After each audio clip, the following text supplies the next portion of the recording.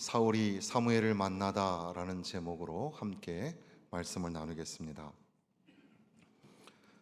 사사시대를 지나고 이스라엘 백성들은 다른 부족과 나라들처럼 우리들도 왕을 달라고 이렇게 구합니다. 하나님만이 왕이시며 하나님이 통치하고 다스리시는 나라가 올바른 나라, 참된 나라가 될 텐데, 그럼에도 불구하고 이스라엘 백성들은 자기들에게 왕을 달라고 구합니다. 하나님께서는 차선의 방법으로 이제 사무엘을 통하여 사울을 왕으로 세우시는 그런 과정을 이 성경 말씀을 통해서 우리가 알 수 있고, 사울이 처음에 어떻게 왕이 되었는가, 그 시작점을 우리가 볼 수 있습니다. 보통 우리는 사울이 다윗과 비교하여서 실패자이고 불순종의 대명사라는 선입견을 가지고, 그래서 이 사울 그러면 부정적인 의미의 반면 교사로만 생각하지만, 그러나 사울과 사무엘의 만남을 통해서 오늘 우리의 모습을 사울을 통해서 볼 수 있다고 생각이 듭니다. 사울은 어떤 사람이었을까? 여기에 여러 가지 내용이 나오지만 먼저 우리가 눈에 들어오는 것은 9장 2절에 보면 기스에게 아들이 있었는데 그 이름이 사울이고 준수한 소년이었다. 준수한 소년이었다. 그러니까 잘생겼다. 용모가 괜찮았다는 뜻입니다. 그보다 더 준수한 사람들이 없었고, 자손 중에, 이스라엘 자손 중에 키는 모든 백성보다 어깨 위만큼 더 컸다. 키도 크고 또 잘생기고, 심지어 1절에 이 기스라는 사람이 유력한 사람이다. 물론 베냐민 지파 자체가 굉장히 작은 지파였지만 그 중에서 유력한 사람이 아마 돈도 좀 있었고 그런 권력을 행사할 수 있는 그런 지위에 있었던 사람이었던 것 같습니다. 그러니까 좋은 집안에서 자란 그런 잘생기고 용모가 준수한 그런 사람이었다는 사실입니다. 그리고 사울은 이제 3절 이하에 보면 아버지 기스가 암나기들을 잃고, 암나기가 당시에는 소중한 재산이었고, 또 암나기가 순나기에 비해서 좀 순하기도 하고 해서 운송수단으로도 쓰였던 그런, 물론 왜 소처럼 이렇게 비싼 짐승에 비해서 암나기는 그나마 좀 구입할 수 있는 그런 것들이 있었을 텐데 왜 암나기를 찾아 나서게 했는지, 그것이 이제 뒤에 이제 하나님의 섭리로 우리가 읽어내게 되는데, 어쨌든 암나기 한 마리가 아니라 여러 마리를 잃어버린 것 같습니다. 그때에 사울에게 너는 일어나서 사환을 데리고 가서 암나기들을 찾으라. 그때에 사울이 아버지의 말씀을 듣고 사환과 함께 온 동네를 다니면서 암나기들을 찾아 나서는데, 4절에 보면 에브라임 산지와 살리사 땅으로 두루 다녀보았으나 찾지 못하고, 사알림 땅으로 두루 다녀보았으나 그곳에는 없었고, 베냐민 사람의 땅으로 두루 다녀보았으나 찾지 못하니라. 두루 다니다라는 말을 3번에 걸쳐서 반복하죠. 그것은 정성을 다해서 열심히 아주 그냥 속속들이 그렇게 찾아다녔다는 뜻입니다. 그러니까 아버지의 말씀에 순종해서 그냥 암나기 좀 찾아봐라. 아이고 그거 왜 잊어버리셔가지고 불평과 원망 또는 시키는 일에 그냥 건성으로 이거 하나 해라 그러면 그냥 하나만 딸랑 하는 척하고 마는 그런 자식이 아니라, 이 사울은 외모도 잘생겼고 용모도 준수했지만 아버지가 시키는 일에 적극적으로 순종해서 여기저기 다니면서 두루두루 찾아다녔던 그런 사람이었다는 사실입니다. 그리고 5절에 보면 숲땅에 이른 때에 사울이 함께 가던 사환에게 이르되 돌아가자. 내 아버지께서 암나기 생각은 고사하고 우리를 위하여 걱정하실까 두려워하노라. 나귀 찾다가 더 이상 찾을 길이 없으니까 우리 그냥 포기하고 가자, 그런 뜻이 아니라, 이 맥락을 봐서는 사울은 아버지의 마음을 걱정하고 있는 겁니다. 그래서 아버지가 암나기 걱정도 문제지만 아버지가 우리를 걱정하실까 걱정이 된다. 그러니까 돌아가자. 자식이 부모의 말에 순종해서 그 말을 따라서 순종할 일을 하기도 합니다. 그런데 그 아버지의, 그 어머니의 마음을 이해하고 있는가? 정말 그 어머니 아버지의 마음이 나를 향하여 어떤 마음을 가지고 있는가? 부모님의 마음을 깊이 헤아리는 자식들이 사실 많지 않죠. 집에서는 그냥 부모님이 효도하는 것 같긴 한데 밖에 나가서 자기 친구들하고 놀면 집에서 부모님이 걱정하는지, 부모님의 염려는 뭔지 알 길이 없어요. 그게 자식의 모습이죠. 그런데 사울은 그런 면에서도 탁월한 사람이었다는 겁니다. 아버지 말씀에 순종해서 나귀들을 찾아 이곳저곳 헤매기도 하고 온 시간을 다 들이기도 했을 뿐더러 돌아갈 때에도 야, 나귀도 문제지만 우리가 어디 가서 길 잃어버리고 할까봐 그거 아버지가 걱정하실지 모르니까 돌아가자. 그게 이제 사울의 모습이었다는 겁니다. 그러니까 사울은 뭐 집안도 괜찮았지만 사울은 겉모양도 잘생겼다. 물론 잘생긴 것과 못생긴 것 그걸로 우리가 사람을 평가하고 판단해서는 안 됩니다. 뭐 코미디언 이주일 선생 같은 경우는 얼굴이 못생겨서 죄송합니다. 얼굴이 잘났으면 앞줄에 섰을 텐데 그 유명한 문장이 있잖아요. 우리가 뭐 겉모양을 예쁘게 한다고 해서 속모양까지 뭐 좋아지는 건 아니니까 사람을 모양으로 판단해서는 안 되겠죠. 그러나 잘생기고 또 예쁘고 아름다운 거 그것도 하나님이 주신 축복입니다. 그걸 통해서 어떻게 하나님 앞에 영광을 돌릴 수 있을까? 그것을 고민하는 삶을 살아야 되겠죠. 사울은 그렇게 용모도 빼어났지만 그러나 아버지의 말씀에 순종하고 아버지의 마음을 읽으려고 했던 그런 사람이었다. 그런데 돌아가려고 할 때에 그 사환이 사울에게 말하기를 이 성읍에 하나님의 사람이 있는데 존경을 받는 사람이라 그가 말한 것은 반드시 다 응하나이다. 우리 그 선지자를 찾아갑시다. 혹 우리가 갈 길을 가르쳐 줄까 하나이다 하는지라. 그러니까 일개 사환이 함께 갔던 사환이 그러니까 무명의 사환이에요. 그가 사울에게 제안을 하는 겁니다. 선지자가 있다고 하는데 선지자를 만나러 갑시다. 그러니까 이 사울은 사무엘을 만나기 전에 그에게는 가까운 근처에 사환이 있었던 겁니다. 여러분 주변에는 늘 여러 사람들이 있습니다. 때로는 그 사람들이 하찮게 보여도 그 사람의 조언이, 그 사람의 제안이 위대한 만남을 만들게 됩니다. 그러니까 우리 주변에 있는 사람들은 모두가 다 소중한 존재입니다. 그들의 말을 허투루 들어서 안 됩니다. 잘 듣고 잘 안내를 받아야 합니다. 사울이 말하기를 야, 우리가 그 사람한테 뭘 드릴 수 있겠는가? 선지자 만나려면 하나님의 종 만나려면 뭐 준비된 게 있어야 되지 않겠는가? 그때에 사환이 말하기를 나한테 은 한 세겔의 4분의 1이 있으니 이걸로 하나님 사람에게 드려서 우리가 갈 길을 좀 가르쳐 달라 하사이다. 그렇게 말하죠. 사울 입장에서 뭐 재력도 있고 그런 집안의 사람이니까 사환의 말이 귀에 안 들렸을 수도 있습니다. 야, 지금 내 자존심에 허락을 안 한다. 내가 지금 여행길에 이 정도가 됐는데 사환에게 돈을 빌려가지고 그걸 가지고 바치는 게 말이 되나? 여러분 인생길 가다 보면 넉넉할 때도 있지만 빈털터리가 될 때도 있습니다. 아무것 가진 거 없고 주님 앞에 나아가려면 뭐라도 좀 가지고 나가고 싶은데 주머니 수중에 아무것도 없는 거죠. 주님 앞에 나아가기가 창피하고 자존심도 상하고 체면도 좀 그렇고 그러나 사울은 사환의 말을 들어서 그래, 그러면 우리가 하나님께 이스라엘 사람에게 그 선지자에게로 나아가자. 그렇게 그 사원의 말에 순종을 해서 그 사원의 말을 수납을 해가지고 가는 겁니다.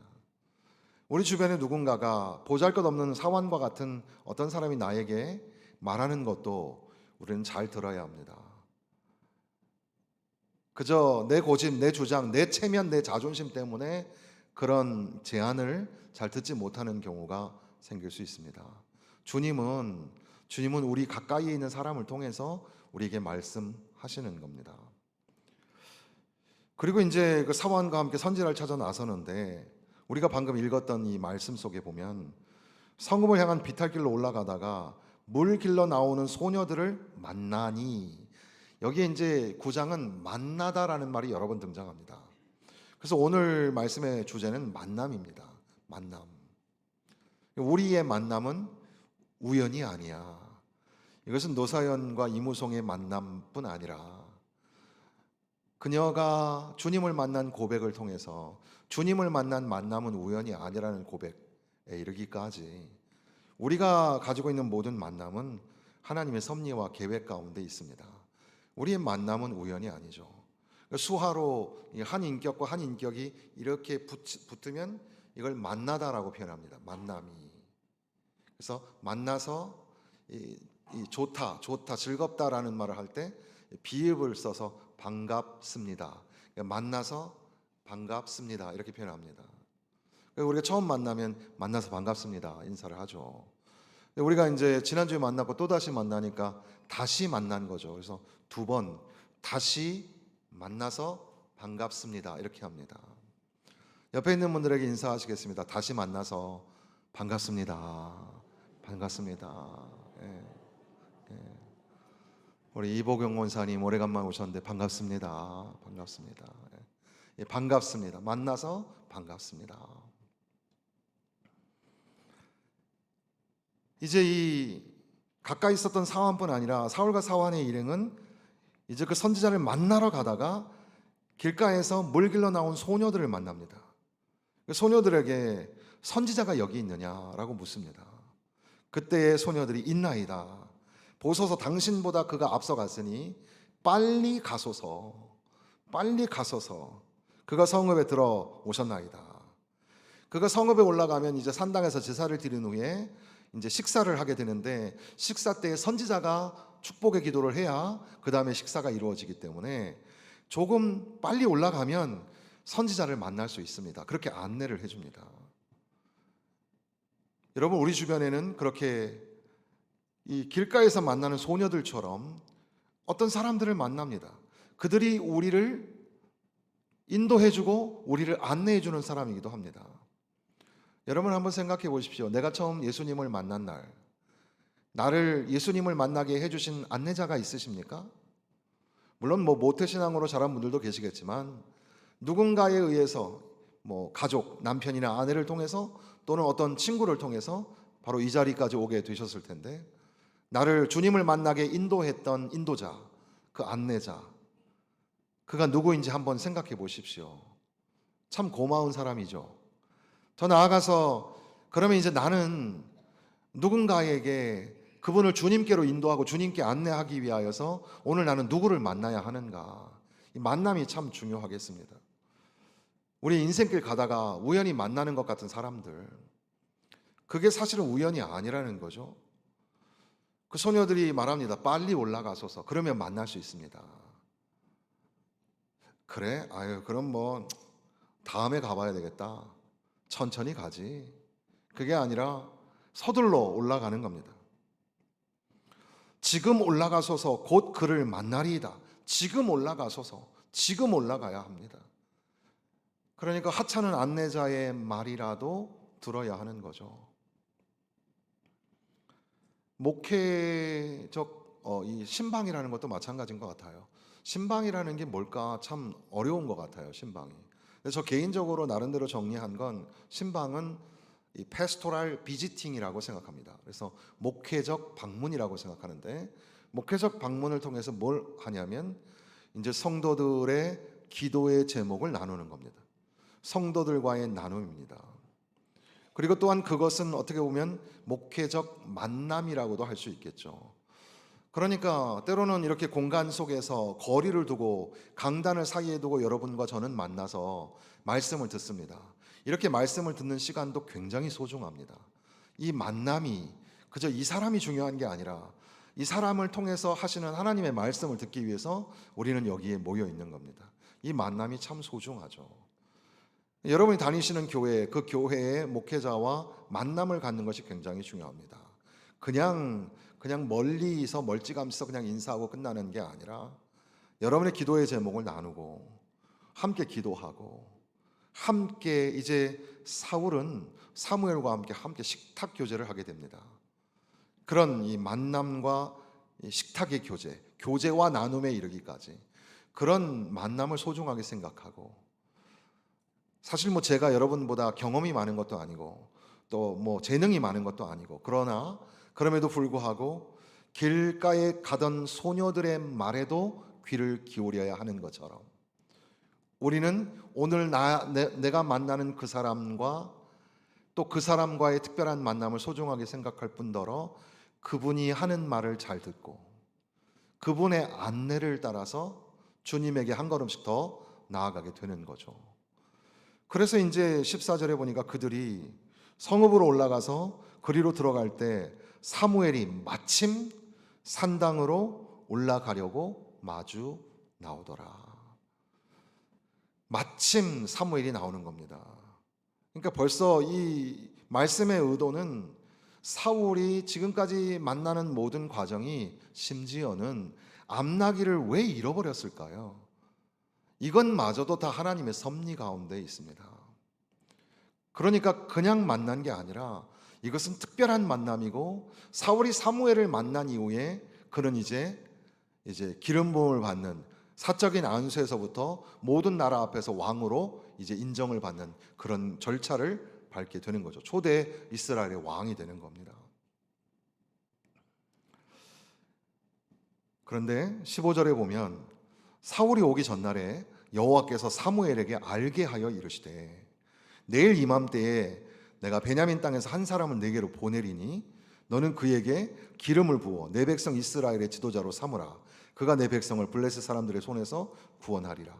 내 백성의 부르짖음이 내게 상달되었으므로 내가 그들을 돌보았노라 하셨더니, 하나님께서는 이미 전날 사무엘에게 내가 내일 베냐민 사람 하나를 보내겠다. 사울은 자기의 선택과 결정으로 여기까지 온 것처럼 보이지만, 그러나 사무엘상의 기자는 사무엘에게 이미 전날 하나님께서 알게 하셨고 베냐민 사람 사울을 만나게 하신 그런 섭리가 있었다는 사실입니다. 사무엘이 사울을 볼 때에 하나님께서 직접 말씀하시기를, 보라, 이는 내가 내게 말한 사람이니 이가 내 백성을 다스리라. 사무엘과 사울이 만날 때에도 심지어 사무엘에게 하나님께서 말씀하시기를, 이 사람이다, 이렇게 가르쳐 주셨다는 겁니다. 그러니까 사울에게는 모든 것들이 우연처럼 보였던 일이었지만, 그러나 그 안내자들의 말에 귀를 기울이며 한 걸음씩 한 걸음씩 더 주님께 가까이 나아갈 때에, 그때 이제 사울은 사무엘을 만났고, 이것은 그냥 만난 게 아니라 하나님의 섭리 가운데 있었다는 사실입니다. 이것이 뭐 조금 너무 세속적인 적용인 것 같긴 하지만, 여러분의 삶의 자리에서 뭔가 결정을 할 때, 직장이나 사업을, 그리고 또 여러 가지 뭐 진로와 그 미래 계획을 가지고 결정할 때 우리 주변에 어떤 사람들을 통해서 제안을 하고 조언을 하고 또 안내를 합니다. 또 여러분들의 전문 분야에 뭐 제가 뭐 알겠습니까? 그럼에도 불구하고 목회자의 말에 귀를 기울이고 수납하고 잘 들었을 때, 그때 우리는 주님의 섭리 안에 들어가고 하나님이 여러분의 삶을 책임지시고 여러분의 가는 길을 인도하고 함께하여 주실 줄로 믿습니다. 결국 이제 사울과 사무엘이 만나서 이제 더 깊은 관계로 들어가는데, 사실 사무엘 입장에선 사울을 알고 있었지만 사울은 사무엘을 몰랐습니다. 그래서 18절에 사울이 성문한 사무엘에게 나아가 이르되, 선견자의 집이 어디인지 청하건대 내게 가르치소서. 그때 사무엘이 드디어 내가 선견자니라. 너는 내 앞서 산당으로 올라가라. 너희가 오늘 나와 함께 먹을 것이요 아침에는 내가 너를 보내되 내 마음에 있는 것을 다 내게 말하리라. 바로 내가 선지자다. 그러니까 사울은 사무엘이 선지자인 줄 몰랐지만, 그러나 하나님은 이미 사무엘을 준비하셨고, 그래서 결국에 사울과 사무엘의 극적인 만남이 이루어지게 됩니다. 더 나아가서 사흘 전에 일은 내 암나기들 염려하지 마라, 찾았느니라. 이 암나기의 사건뿐 아니라 뒤에 나오는 그 암몬과의 전쟁도 사실은 하나님의 섭리 가운데 있어서, 이 사무엘이 사울에게 기름 붓는다고 왕이 되는 게 아니라 12지파 중에서 한 지파로 몰고 한 지파에서 한 그 가족으로 몰고 거기에서 이 제비뽑기를 하듯이 이 사울을 선택하게 되는 그 모든 절차도 그렇고, 암몬과의 전쟁에서 이기게 함으로 말미암아 사울이 공적으로 왕이 되게 하는 모든 과정이 하나님의 섭리 가운데 있었다는 사실입니다. 그때 이제 사울이 말하기를, 나는 이스라엘 지파의 가장 작은 지파 베냐민 사람이 아닙니까? 나의 가족은 베냐민 지파 모든 가족 중에 가장 미약하지 아니하나이까? 당신이 어찌하여 내게 이같이 말씀하시니까? 사울은 자기를 베냐민 지파라고 말하고, 또 이스라엘 지파 중에 가장 작은 베냐민 지파 중에서도 가장 작은 미약한 가족 중에 하나가 우리 가족이다. 작다라고 표현하고 있는 겁니다. 물론 베냐민 지파가 큰 지파는 아니죠. 뭐 흠이라면 그게 하나의 흠이었을 수도 있는데, 그것도 하나님의 놀라운 섭리인 건 사사시대에 온갖 잔혹한 일들이 벌어지는 중에 레위인의 첩의 사건으로 인하여서 잔인한 사건이 이제 온 지파에 일어나게 되고, 베냐민 지파를 완전히 진멸해 버리는데 마지막에 베냐민의 600명인가요? 남자들만 남죠. 그래서 각 지파들에서 그냥 보쌈을 하듯이 해가지고 여자들을 해가지고 가까스로 명맥만 이어놓은 게 베냐민 지파였습니다. 그러니까 내가 베냐민 지파 사람입니다. 난 참 작은 자입니다. 그리고 그 지파 중에서도 나는 작은 자. 기스와 9장 1절에 보면 사울의 족보가 쭉 나오잖아요. 현손이요, 증손이요 이런 말이 나오는데, 이렇게 족보가 쭉 나오는 거는 꽤 그래도 가문이 있다는 말인데, 그럼에도 불구하고 사울은 자기가 그 베냐민 지파, 작은 지파 중에서도 작은 가족 중에 미약한 사람입니다라고 고백하는 거죠. 겸손히 자기를 낮추는 사람이었습니다. 다윗을 선택할 때에 사무엘이 다윗의 아들들을 쭉 불렀을 때에 이 아들 말고 또 다른 아들이 있느냐 묻죠. 그때에 이새가 말하기를 막내가 하나 있는데, 막내란 말이 굉장히 작다는 뜻이에요. 작은 놈이 하나 있는데 그 놈은 여기 없고 들에 가서 양을 치고 있다. 근데 하나님은 그 작은 놈, 그 작은 자를 선택하셨다는 사실입니다. 하나님은 그 작은 자를 선택하셨고, 하나님은 이 미약한 지파 중에 미약한 사람이었던 사울을 왕으로 세우신다는 거죠. 우리는 하나님 앞에 나아가고 하나님의 귀한 일들을 감당하고 위대한 인물이 될 때에 뭔가 그럴싸한 것들을 갖춰야 된다고 착각하는데 그렇지 않습니다. 오히려 하나님의 손에 들이올 때는 마른 나무까지라도 전능하신 하나님이 붙잡으시고 만드시면 위대한 사람들이 될 수 있는 겁니다. 그래서 이제 사무엘과 사울이 만나게 되고, 그리고 더 나아가서 보면 이제 요리인에게 요리를 주문해 가지고 넓적다리와 살을 가져다가 사울에게 놓고, 자, 내가 너를 위하여서 준비해 놓은 거다. 내가 백성들 청할 때부터 너를 위하여 이것을 두고 이때를 기다리게 하였느니라. 그날에 사울과 사무엘이 함께 먹으니라. 식탁 교제가 준비되어 있었다는 겁니다. 그러니까 오늘 우리가 예배를 드립니다. 하나님 앞에 나와서 말씀을 먹으며 또 함께 교제하는 시간을 갖습니다. 이것은 그냥 일상적으로 만들어진 프로그램이 아니라 당신을 위하여 준비한, 하나님이 미리 예비하신, 준비하시고 기다리시는 하나님의 식탁입니다. 사울은 자기가 그냥 우연히 온 것처럼 보이지만 이미 사무엘은 기다리고 있었고 그와 함께 먹으려고 준비하고 있었다는 사실이죠. 그리고 이제 사울과 사무엘이 만난 것뿐 아니라 함께 식사를 하였다고 기록하고 있습니다. 우리도 함께 만나서 식탁 교제를 합니다.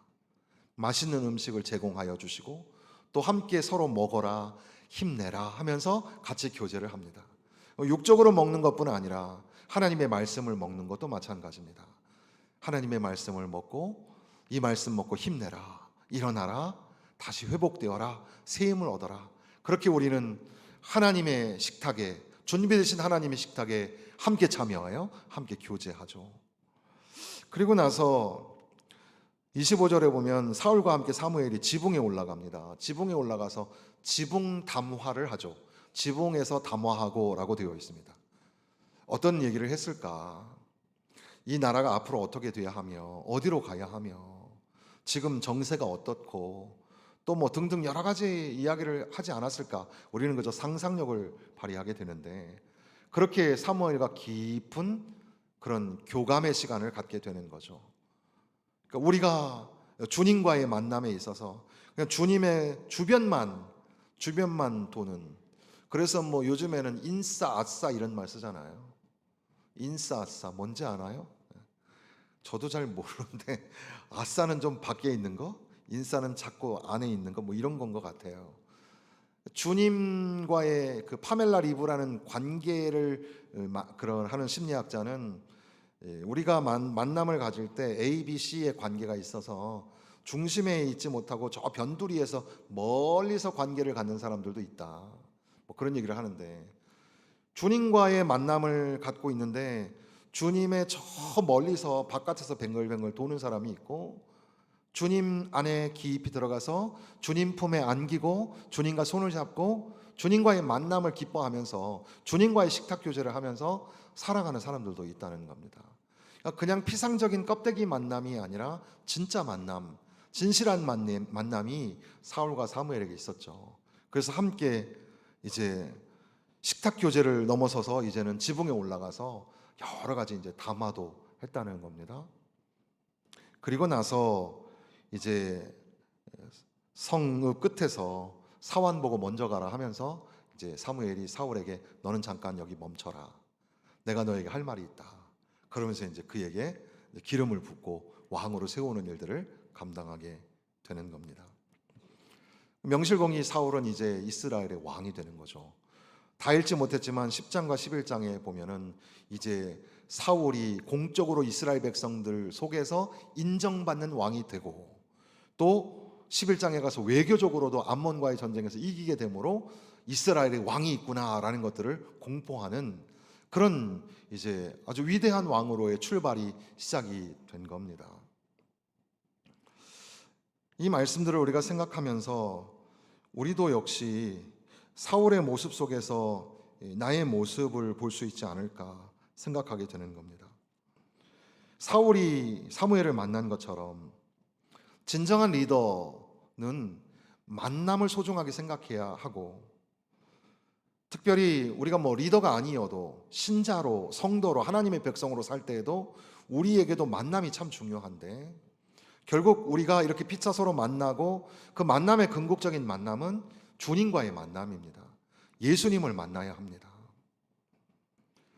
그때의 사울의 모습은 아버지의 말씀에 순종하고 사환과 거리에서 만난 소녀들의 이야기도 귀를 기울이는 순종하고 수납하는 사람이었습니다.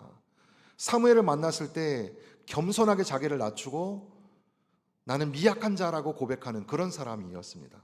외모도 준수하고 성품도 괜찮고 뭐 유력한 집안의 자제였음에도 불구하고 자기를 겸손하게 낮추는 그런 사람이었습니다. 그래서 오늘날에는 섬김의 리더십, 그래서 뭐 군림하는 리더십이 아니라 섬기는 리더십이 필요하다 뭐 이런 말들 쓰는데 그게 이제 약간 언어 유희가 담겨져 있어서 뭐 좋아하는 사람도 있고 그렇지 않은 사람들도 있을 텐데, 또 최근에 제가 읽은 책에 보면 제임스 헌터가 쓰신 그 서번트 리더십이라는 책이 있는데, 서번트 리더십은 결국에는 뭐 기업이나 회사나 또 어떤 그 리더로 살아갈 때 그에게는 궁극적으로 사랑이 있어야 된다 뭐 그런 내용인데, 서번트라는 말이 종이란 뜻이니까 종 리더십, 종의 리더십 이런 말도 되겠습니다. 그런데 조금 더 성경적으로 말한다면 성경에서 왕으로 삼으시는 자들에게 필요한 것은 순종의 리더십입니다. 하나님의 말씀을 그가 순종하는가 그렇지 않은가. 오늘 저와 여러분도 마찬가지입니다. 우리가 하나님의 백성이 되는 기준은 우리가 뭐 잘나거나 우리가 뭔가 그 유력한 집안이거나 또는 우리의 성품이 어떻거나 거기에 있는 게 아니라 하나님의 말씀을 어떻게 받아들이는가, 하나님의 말씀에 어떻게 귀를 기울이고 순종하는가 거기에 있습니다. 문제는 우리가 이 말씀들을 마치며 15장으로 몇 장 건너뛰면 15장으로 가 보시겠습니다. 15장의 17절 말씀입니다. 사무엘이 이르되 왕이 스스로 작게 여길 그때에 이스라엘 지파의 머리가 되지 아니하셨나이까. 여호와께서 왕에게 기름을 부어 이스라엘 왕을 삼으시고 여호와께서 왕의 길로 보내시며 이르시되 아멜렉 사람을 진멸하되 다 없어지기까지 치라 말씀하시지 않으셨습니까? 하나님은 당신이 미약하다 할 때, 작다고 할 때 당신을 왕으로 세우셨습니다. 그리고 말씀하셨습니다. 아말렉을 진멸하라. 그런데 어찌하여 왕이 여호와의 목소리를 청종하지 아니하고 탈취하기에만 급하여 여호와께서 악하게 여기시는 일을 행하였나이까. 사무엘의 무서운 책망을 듣습니다. 왕이 바른 길로 가기 위해서는 다른 게 중요한 게 아니라 하나님 말씀을 청종하셔야 됩니다. 그런데 왜 어찌하여 이렇게 하십니까? 사울이 변명을 합니다. 사무엘에게 이르되 나는 실로 진짜 내만 몰라주시는데 나는 여호와의 목소리를 청종했어요.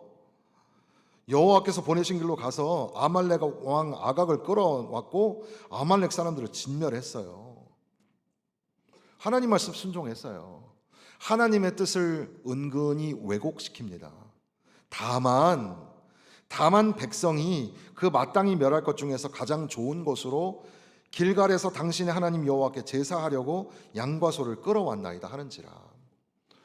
그러니까 사울은 하나님의 말씀을 왜곡시켜서, 그래서 하나님이 진멸하라 하였는데도 불구하고 짐승들을 남긴 거예요. 그리고 더 나아가서 이거 당신 앞에 제사 드리려고, 하나님 앞에 제사 드리려고 우리가 살찐 거 기름진 거 잡아온 겁니다. 하나님의 말씀을 왜곡하는 데서 더 나아가 가지고 자기가 해서는 안 되는 제사는 사무엘이 집도하게 되어 있는데 자기가 제사에 관여를 하고 있는 거죠. 그때 사무엘이 말하기를, 우리가 잘 알고 있는 유명한 말씀이잖아요. 순종이 제사보다 낫고 듣는 것이 순양의 기름보다 나으니, 이거 거역하는 것은 점치는 죄와 같고 완고한 것은 사신 우상에게 절하는 죄와 같음이라. 그러니까 점치고 우상에게 절하고 이거나 하나님 말씀 왜곡하고 불순종하는 거나 별반 다를 바가 없다는 겁니다. 그래서 여호와께서 왕을 버리십니다 라고 말씀하죠. 그러니까 사울이 맞아요, 사무엘 선지자여, 내가 범죄하였습니다. 내가 여호와의 명령과 당신의 말씀을 어겼습니다. 그런데 내가 백성을 두려워하여 그들의 말을 청종한 겁니다. 어떻게 보면 변명이겠죠. 이유 있는 변명같이 보이지만, 그러나 자기의 문제를 이제는 지도자가, 온 백성의 왕이 하나님 앞에 내가 잘못했습니다라고 하면 되는데, 나를 용서해달라고 그렇게 하나님 앞에 자복하고 회개해야 되는데, 백성들 때문에, 백성들이 하도 말을 하니까 내가 그 말 듣느라고, 나는 그렇게 하고 싶었어요. 그런데 이 사람 때문에, 저 사람 때문에 우리는 이 핑계 저 핑계 되기 바쁘다는 겁니다. 그러면서 청하오니 지금 내 죄를 사하고 나와 함께 돌아가서 나로 하여금 여호와께 경배하게 하소서. 그냥 화 푸시고 사무엘 나와 함께 가서 제사 드리십시다. 제사는 앞서 말씀드린 것처럼 사무엘이 집도하는 건데 사울이 지금 착각하고 있는 거예요. 자기 위치를 착각하고 있는 거예요. 자기가 지금 뭘 잘못했는지 잘 알지 못하는 거예요. 사무엘이 27절에 보면 사무엘이 가려고 돌아설 때에 사울이 그의 겉옷자락을 붙잡음에 찢어진지라. 옷이 콱 찢어져 버렸어요. 이것은 상징적으로 앞으로 나라가 분열될 것을 의미하기도 합니다. 그런데 만남이 깨지는 걸 보지 않습니까? 찢어져 버려서 이제는 더 이상 만남이 되지 않는 거죠. 하나님 앞에 불순종하였던 사울이. 그래서 우리가 이제 다 내용을 볼 수는 없지만 34절과 35절을 읽으면 되겠습니다. 우리 34절, 35절을 읽겠습니다. 이에 사무엘은 라마로 가고 사울은 사울 기브와 자기의 집으로 올라가니라. 사무엘이 죽는 날까지 사울을 다시 가서 보지 아니하였으니 이는 그가 사울을 위하여 슬퍼함이었고 여호와께서는 사울을 이스라엘 왕으로 삼으신 것을 후회하셨더라. 우리는 이렇게 몇 장을 훌쩍 뛰어넘었습니다. 사울이 사무엘을 만나는 과정을 잠시 보았는데 지금 여기에서는 이제 사울과 사무엘이 헤어지는 장면을 봅니다. 그리고 더 이상은 사울이 사무엘을, 사무엘이 사울을 만나지 않습니다. 지금 내게 있는 만남을 소중하게 생각해야 합니다.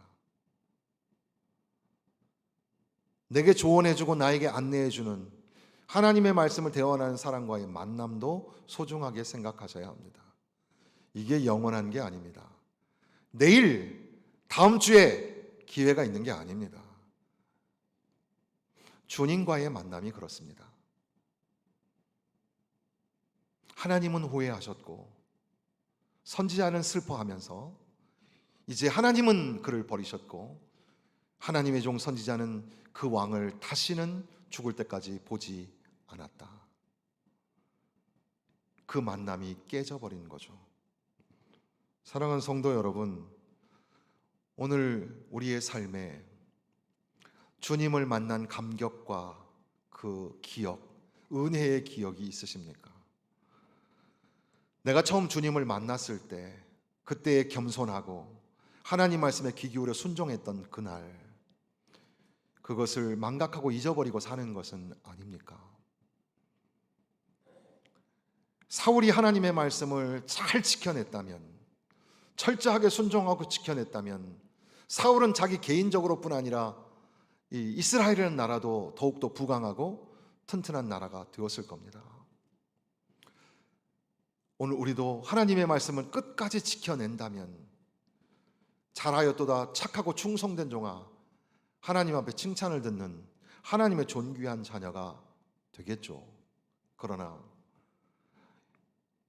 사울이 하나님의 말씀을 불순종하고 자기의 지위를 뛰어넘어서 자기가 하나님인 양 하나님의 말씀을 왜곡하고 하나님께 드리는 예배를 훼손하고